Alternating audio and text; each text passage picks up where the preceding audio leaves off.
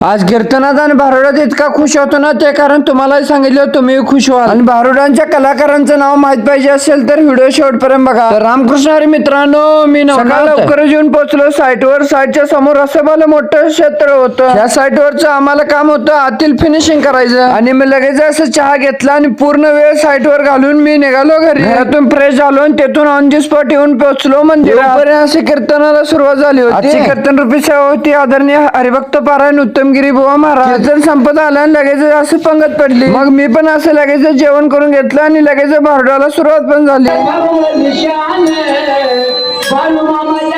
कलाकार हा कलाकार असतो, तो कसाही असू दे, अंगात कला पाहिजे. कलाकाराच्या ह्या कलेसाठी व्हिडिओला लाईक आणि फॉलो करायला लागते भावा.